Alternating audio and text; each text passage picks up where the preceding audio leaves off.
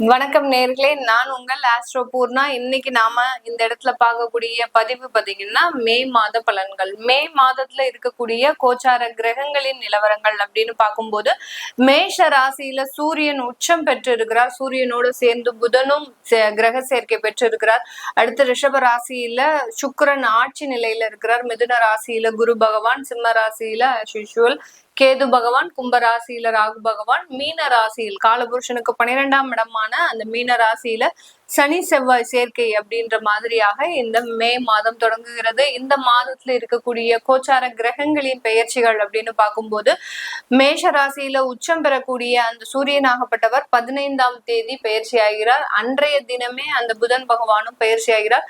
புதன் இந்த மாதத்துல 2 தடவை, அதாவது மாதத்தின் இறுதியில் 30ஆம் தேதி தன்னுடைய சொந்த ஆட்சி வீடான மிதுன ராசிக்கு பயிற்சி ஆகிறார். அடுத்து இந்த மாதத்துல பாத்தீங்கன்னா செவ்வாய் ஆகப்பட்டவர் மாதத்தின் முற்பகுதியிலேயே, அதாவது 12ஆம் தேதி மே மாதம் தன்னுடைய சொந்த ஆட்சி வீடான மேஷ ராசிக்கு பயிற்சியாகி வருகிறார். இந்த மாதத்துல அடுத்து அந்த ஆட்சி பெற்ற நிலையில இருக்கக்கூடிய அந்த சுக்கிரன் ஆகப்பட்டவர் 14ஆம் தேதி அந்த ஆட்சி வீட்டில இருந்து காலபுருஷனுக்கு 3ஆம் இடமான அந்த மிதுன ராசிக்கு குருவோடு சேர்க்கை பெறுகிறார். நிறைய வருமானங்களை குறிக்கக்கூடிய ஒரு கிரகம் அப்படின்னு சொன்னோம்னா மாத வருமானத்தை குறிக்கக்கூடிய கிரகம் சுக்கிரன். அடுத்து பாத்தீங்கன்னா வருட வருமானங்களை குறிக்கக்கூடிய ஒரு கிரகம் அடுத்து குரு பகவான். அடுத்த தலைமுறை வருமானங்களை குறிக்கக்கூடிய ஒரு கிரகம் ராகு பகவான். இதுதான் இந்த கிரகங்களினுடைய வருமான தன்மைகள். இந்த கிரகங்கள் இந்த மாதத்துல இந்த மாதிரியான ஒரு சூழ்நிலையில இருக்கும்போது என்னென்ன மாற்றங்கள் ஒவ்வொரு ராசி என்பவர்களுக்கும் கிடைக்க போகுது, எந்தெந்த இடத்துல நீங்க ரொம்ப கவனமாக இருக்கணும் அப்படின்றத இந்த பதிவுல நம்ம தெளிவா பார்க்க போறோம். இந்த சேனல்ல முதன்முறையா பாக்குறீங்க அப்படின்னா சப்ஸ்கிரைப் பண்ணிக்கோங்க. பெல் பட்டன்ல ஆல் ஆப்ஷன் சூஸ் பண்ணிக்கோங்க. விருச்சிக ராசி என்பர்கள் காலபுருஷனுக்கு 8ஆம் இடம். 8ஆம் இடம்ன்றது பாத்தீங்கன்னா ஆயுள் ஆரோக்கியம், அடுத்து பாத்தீங்கன்னா கடன் வழக்குகள், அடுத்து பாத்தீங்கன்னா விபத்துகள், இதெல்லாமே கொடுக்கக்கூடிய ஒரு ஸ்தானம் தான் இந்த 8ஆம் இடம். அதாவது மறைவு ஸ்தானத்திலேயே 100% கெடுதலான பலன்களை கொடுக்கக்கூடிய ஒரு இடம் தான் இந்த 8ஆம் இடம். இந்த 8ஆம் இடத்துல இருக்கக்கூடிய ராசி என்பர்கள் விருச்சிக ராசி என்பர்கள். இந்த ராசியில சந்திரன் நீச்சம் அடைகிறார், மனோகாரகன் நீச்சம் அடைகிறார். இந்த ராசியில செவ்வாய் ஆட்சி பெறுகிறார். ஆட்சி பெறார் அப்படின்ற போது பாத்தீங்கன்னா ரொம்ப உடம்புலாம் ஸ்ட்ராங்கா தேஜஸா இருப்பாங்க. ஆனா மனதளவு பாத்தீங்கன்னா ரொம்ப வீக்கா இருப்பாங்க. இந்த விருச்சிக ராசி என்பர்கள் பாத்தீங்கன்னா எப்போதுமே வெளி உலகத்துக்கு ரொம்ப தைரியமானவர்களாக இருப்பாங்க. உள்ளுக்குள்ள பாத்தீங்கன்னா நிறைய வேதனைகளும் வருத்தங்களும் இருக்கக்கூடிய ஒரு ராசி என்பர்கள் இந்த விருச்சிக ராசி என்பர்கள். இப்படிப்பட்ட இந்த ராசியில இருக்கக்கூடிய அன்பர்களுக்கு எல்லா இடத்துலயுமே பாத்தீங்கன்னா ஒரு போராட்டம் அப்படின்றது அதிகப்படியாக இருக்கும். இந்த செவ்வாய் எந்தெந்த இடத்துலலாம் இருக்கும் அந்தந்த இடத்துலலாம் பாத்தீங்கன்னா போராட்டம் அதிகப்படியாக இருக்கும். உங்களுடைய சுய ஜாதகத்துல செவ்வாய் லக்னத்துல இருந்து எத்தனாம் இடத்துல இருக்கு, சந்திரனில் இருந்து எத்தனாம் இடத்துல இருக்குன்னு பாத்தீங்கன்னா அதன் மூலமாக அந்த பாவகங்கள் மூலமாக உங்களுக்கு நிறைய பாதிப்புகள், நிறைய போராட்டங்கள். இப்போ 5ஆம் இடத்துல செவ்வாய் இருக்கு, லக்னத்திற்கு 5ஆம் இடத்துல செவ்வாய் இருந்தாலே பாத்தீங்கன்னா அந்த ஜாதகர் தன்னுடைய குழந்தையினால ஒரு போராட்டமான ஒரு வாழ்க்கையை அனுபவிக்கக்கூடிய ஒரு ஜாதகரா இருப்பாங்க. குழந்தை ரொம்ப போல்டா இருக்கும், ரொம்ப தைரியசாலியா இருக்கும், எல்லாத்துக்கும் படக்குன்னு பேசக்கூடிய ஒரு குழந்தையா இருக்கும். அதை பார்த்து கொஞ்சம் வருத்தப்படக்கூடிய ஒரு நபராக தான் இந்த ஜாதகர் இருப்பார். இந்த மாதிரியாக அந்த செவ்வாய் எந்தெந்த இடத்துல எல்லாம் இருக்கோ அந்தந்த இடத்துக்கெல்லாம் பாதிப்பு அதிகப்படியாக இருக்கும். இப்போ இந்த விருச்சிக ராசி என்பவர்களுக்கு இந்த மாதத்துல உங்களுடைய 6ஆம் இடத்துல செவ்வாய் பகவான் வரார், உங்களுடைய ராசி அதிபதி. இந்த 6ஆம் இடம் அப்படின்ற சொல்றது பாத்தீங்கன்னா ருணரோக சத்ருஸ்தானம், அடுத்து வேலையை குறிக்கக்கூடிய ஒரு ஸ்தானம். இந்த ஸ்தானத்துல செவ்வாய் இருந்தாலே பிரச்சனை தான். ஏன்னா 6ஆம் இடத்துல செவ்வாய் வந்துருச்சு அப்படின்னாலே பாத்தீங்கன்னா வேலையில ரொம்ப கோவம் வரும். எல்லாரும் அயோக்கியத்தனம் பண்றாங்க, எல்லாரும் ஒரு மரமண்டைகளா இருக்கிறாங்க.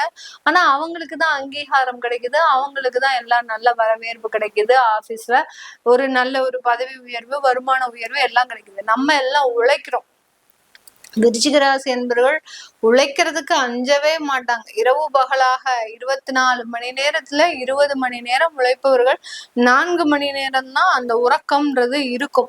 எந்த இந்த இந்த ராசியில அந்த சந்திரன் நீச்சம் அடைகிறதுனால பெரிய அளவுக்கு தூக்கத்தை விரும்பாதவர்கள், அந்த ஏதாவது ஒரு சிந்தனை இருந்துகிட்டே இருக்கும், ரொம்ப விழிப்போட இருப்பாங்க, ரொம்ப கவனமாக இருக்கணும் அப்படின்ற மாதிரியாக இருப்பாங்க. இந்த மாதிரியாக இருக்கக்கூடிய அந்த நபர்களுக்கு வேலை அலுவலகத்துல பெரிய அளவுக்கு அங்கீகாரம் இருக்காது. இப்போ காணாத குறைக்கு நம்ம செவ்வாய் வேற 6ஆம் இடத்துல வந்திருக்கிறார். அதனால ஒரு துச்சமாக அந்த வேலையை தூக்கி எறியக்கூடிய ஒரு தருணம். எப்படிப்பட்ட தருணம்?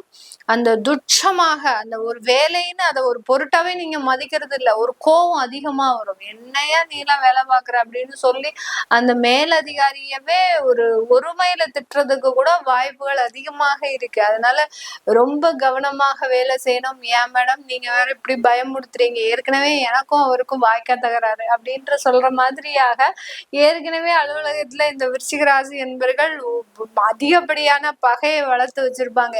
எங்க போனாலும் இவனை என்னைக்கா ஒரு நாள் நம்ம கிட்ட மாட்டுவான், அப்போ நம்ம இவனை வச்சுக்கணும் அப்படின்னு இவர்கள் கூட வேலை பார்க்கறவங்க எல்லாரும் இவரை வஞ்சம் வச்சுட்டு தான் வேலை பார்ப்பாங்க. அந்த மாதிரியாக இருக்கக்கூடிய இந்த விருச்சிக ராசி என்பவர்களுக்கு இந்த மாதத்துல நீங்களும் ரொம்ப கடுமையாக நடக்கக்கூடிய ஒரு தருணமாக தான் இருக்க போகுது. அதனால ரொம்ப கவனமாக செயல்படுங்க.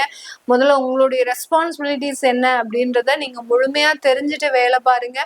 தேவையில்லாம மற்றவர்களினுடைய சில விஷயங்களுக்காக நீங்க ஆதங்கப்பட்டு ஆவேசப்பட்டு உங்களுடைய தன்மானத்தை குறைச்சிக்க கூடாது. இதுதான் இந்த விருச்சிக ராசி என்பவர்களுக்கு இந்த மே மாதத்துல நம்ம ஜோதிட ரீதியாக கொடுக்கக்கூடிய ஒரு முழுமையான அறிவுரை. ஏன்னா விருச்சிக ராசி என்பவர்கள் செய்யக்கூடிய முதல் தவறே என்ன அப்படின்னு பாத்தீங்கன்னா, தனக்காக எதுவுமே செய்ய மாட்டாங்கங்க. அதுதான் இவர்களுடைய ஒரு முக்கியமான ஒரு வீக் பாயிண்ட். தனக்காக இவங்க செஞ்சு சண்டை போட்டு வெளியில வந்தாங்க அப்படின்னா இவர்களுக்கு ஒரு பெரிய ஒரு பாராட்டு சொல்லலாம். ஆனா இவர்கள் தனக்காக எதுவும் தன்னுடைய கூட இருக்கிறவங்களுக்காக, தன்னை சார்ந்தவர்களுக்காக, தன்னுடைய குடும்ப உறவுகளுக்காக, தன்னுடைய உடன் பிறந்தவர்களுக்காக, தன்னுடைய தொழில் பார்ட்னர்ஸ்க்காக, இப்படி தனக்காக இல்லாமல் மற்றவர்களுக்காக தன்னுடைய வாழ்க்கையை வீணாக்குபவர்கள் இந்த விருச்சிக ராசி என்பவர்கள். அதனால இந்த மே மாதத்துல இருந்து உங்களுடைய சுயநலத்தை மட்டும் பாருங்க. எப்போதுமே எல்லாரும் வசனம்லாம் நிறைய பேசுவாங்க. சுயநலம் பார்க்காதவர்கள், பொதுநலம் பார்க்கிறவர்கள், சுயநலமாக இருக்கக்கூடாது, இதெல்லாம் நிறைய வசனம்லாம் எல்லாருமே பேச முடியும். ஆனால் அந்த வசனத்திற்கு முழுமையாக உழைப்பவர்கள் நம்ம விருச்சிக ராசி என்பவர்கள் தான். இப்போ ஜோதிட ரீதியாக உங்களுக்கு கொடுக்கக்கூடிய ஒரே ஒரு அறிவுரை என்ன அப்படின்னு கேட்டீங்கன்னா, சுயநலமாக இருங்க.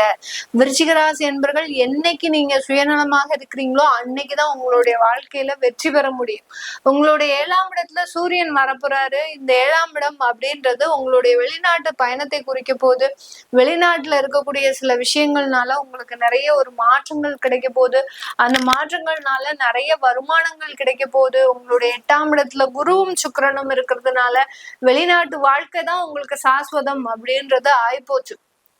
இனிமே நீங்க வெளிநாட்டுல இருந்து உள்ளூருக்கு வரணும் முடிவு எடுக்கிறது, இங்க எனக்கு எதுவுமே பிடிக்கல, என்னுடைய சொந்த நாடு, சொந்த ஊரு, சொந்த மண்ணு, இதுதான் எனக்கு வாழ்க்கை அப்படின்லாம் இருக்கக்கூடாது. அதுக்காக தான் சொன்னேன், சுயநலமாக இருங்க.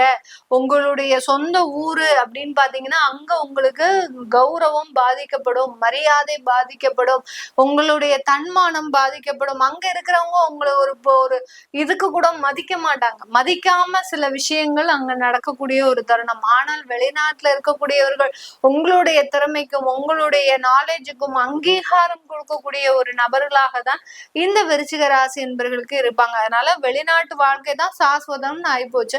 அப்படி இருக்கும்போது இங்க இருக்கக்கூடிய சில வளர்ச்சிகளை நீங்க பாக்குறது தான் இந்த விருச்சிக ராசி என்பவர்களுக்கு இந்த மே மாதத்துல இருந்து நிறைய வளர்ச்சிகளை கொடுக்கும். அதே மாதிரி வெளிநாட்டுல லாட்ரி சம்பந்தப்பட்ட விஷயங்கள்ல ரொம்ப கேர்ஃபுல்லா இருக்கணும். இந்த மாதம் பாத்தீங்கன்னா திடீர் யோகங்களும் இருக்கும். ஏன்னா குரு சுக்கிரன் சேர்க்கை 8ஆம் இடத்துல இருக்கிறதுனால திடீர் யோகங்களும் திடீர் ராஜயோகங்களும் ஏற்படக்கூடிய ஒரு தருணமாக இருக்கு. ஒரு நாள் லாட்ரி வாங்கும் போது ஒரு 5000 ரூபாய் விழும், மறுநாள் நீங்க லாட்ரி வாங்கும் போது அந்த 10,000 ரூபாய் லாஸ் ஆயிடும். அதனால ரொம்ப கவனமா இருங்க. 5000 ரூபாய் வந்துருச்சா ரொம்ப சந்தோஷம் அப்படின்னு சொல்லி பேக்கெட்டுக்குள்ள எடுத்து வச்சுட்டு நீங்க கம்முன்னு போறது நல்லது. அதையே நோக்கி நீங்க டிராவல் பண்ணும்போது அதன் மூலமாக இழப்புகள் வரும். மெயினா விருச்சிக ராசி என்பவர்களுக்கு ட்ரேடிங்ல ரொம்ப கேர்ஃபுல்லா இருக்கணும். நிறைய வீழ்ச்சிகள் ஏற்படக்கூடிய ஒரு தருணம் இந்த மே மாதத்துல பங்கு சந்தையினால நிறைய பாதிப்புகள் ஏற்படக்கூடிய ஒரு தருணமாக இருக்கும். அதனால இந்த இடத்துல நீங்க ட்ரேடிங் பண்றது அப்படின்றது ஒரு சாதகமான ஒரு விஷயம் கிடையாது இந்த மே மாதத்துல. அதனால பெரிய அளவுக்கு எந்த இடத்துலயும் இன்வெஸ்ட் பண்ணாமல் உங்களுடைய வேலையை பாதுகாத்து கொள்றது, தற்காத்து கொள்றது, உங்களுடைய தொழில் ரீதியான விஷயங்கள்ல ரொம்ப கவனமாக இருந்துட்டீங்க அப்படின்னா நிறைய வளர்ச்சிகள் இருக்கும். அடுத்து பாத்தீங்கன்னா வரன் சம்பந்தப்பட்ட விஷயத்துல ஒரு முரண்பாடான ஒரு கருத்துக்கள் அப்படின்றது இருக்கும். வீட்டுல இருக்கிறவங்க ஓகே சொன்னாங்கன்னா உங்களுக்கு பிடிக்காது, உங்களுக்கு ஓகேயா இருக்கும்போது வீட்டுல இருக்கிறவங்களுக்கு பிடிக்காது. இந்த மாதிரியான ஒரு அமைப்புகள் மாறி மாறி நடந்துகிட்டே இருக்கும். இந்த மாதத்துல கிடைக்கக்கூடிய வரன்கள்னால உங்களுக்கு ஒரு சாதகமான ஒரு பலன் அப்படின்றது இருக்கும். ஆனா அது ஆஃப்டர் மேரேஜ் சில தொந்தரவுகளை கொடுக்கும். ஏன்னா 7ஆம் வீட்டு அதிபதி 8ஆம் இடத்துல இருக்கிறதுனால இந்த மாதத்துல ஏற்படக்கூடிய சில வரன்கள் பிக்ஸ் ஆகுறதெல்லாம் பாத்தீங்கன்னா உங்களுக்கு இப்போ சாட்டிஸ்ஃபையா இருக்கும். ஆனா ஆஃப்டர் மேரேஜ் சில தொந்தரவுகளை கொடுக்கறதுக்கு உண்டான ஒரு நேரமாக இருக்கும். இது எல்லாமே உங்களுடைய ஜாதகப்படி பாசிட்டிவாக இருக்கு. இதெல்லாம் கோச்சார நிலவரப்படிதான் இந்த விருச்சிக ராசி என்பவர்களுக்கு நெகட்டிவா இருக்கு. இந்த மாதிரியான அமைப்புகள் உங்களுக்கு பாசிட்டிவாக இருந்தால் நல்லதே நடக்கும், கவலைப்பட வேண்டாம். இதெல்லாமே கோச்சார நிலவரப்படி பலன்களை கணிச்சு சொல்லிடுறேன். உங்களுடைய சுய ஜாதக தசாபுத்தி பலன்களை பார்க்கணும் விருப்பப்படுறவங்க கீழே இருக்கிற நம்பருக்கு வாட்ஸ்அப்ல அப்பாயின்மெண்ட் வாங்கிக்கிட்டு நீங்க கன்சல்ட் பண்ணிக்கலாம். உங்களுடைய குழந்தைகளுக்கு ஜாதகம் எழுதணும், நியூமராலஜி படி பெயர் வைக்கணும்னு நினைக்கிறவங்களும் கீழே இருக்கிற நம்பருக்கு வாட்ஸ்அப்ல மெசேஜ் அனுப்புங்க. அதற்குண்டான விவரங்கள் தெரிய வரும். உங்களிடமிருந்து விடைபெறுவது உங்கள் ஆஸ்ட்ரோ பூர்ணா. நன்றி, வணக்கம்.